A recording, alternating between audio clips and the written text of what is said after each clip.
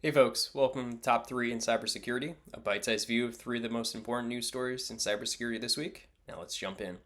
Coming in at number 1 this week is a report out of financial technology giant Finastra, which serves 45 of the top 50 banks in the world. They are investigating a major data breach after a cybercriminal offered over 400 gigabytes of stolen data for sale on the dark web. Now, the London-based firm with over 1.9 billion in revenue and clients across 42 different countries detected suspicious activity in its file transfer platform on November 7th.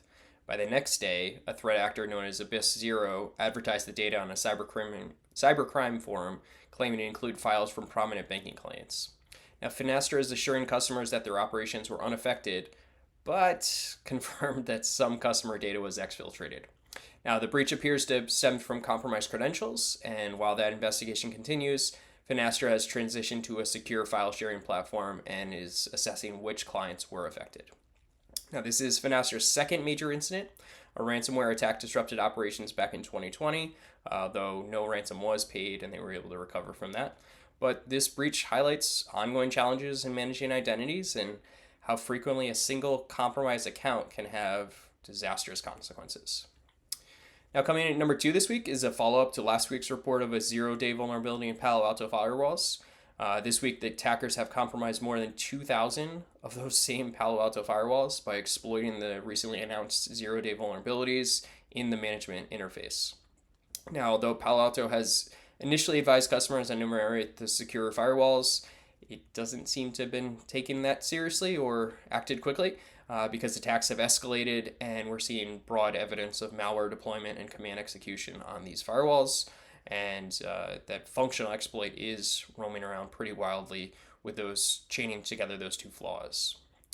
So, Shadow Server, a threat monitoring platform, has actually identified over 2,700 vulnerable devices with management ports exposed on the public internet, which is not a best practice.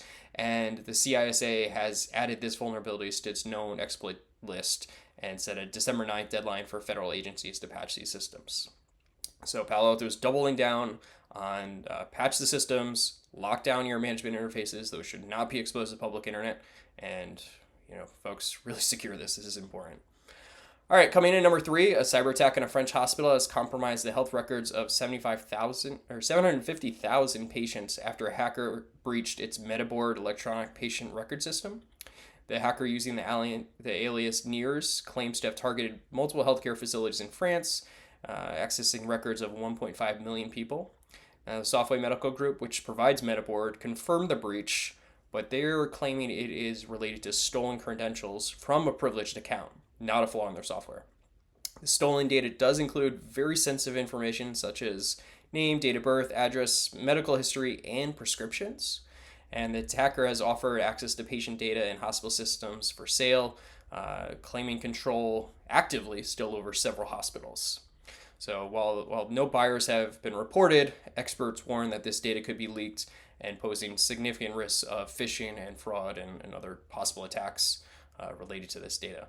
Now, this is again another situation where a single account was compromised and has unfortunately significantly impacted people, and highlighting the importance of identity security, locking down your IDs, and making sure you have the right governance and job appropriate access for all your accounts. Okay, that's it for this week. I hope everyone's enjoyed this bite-sized view of cybersecurity news, and I'll catch everyone next week.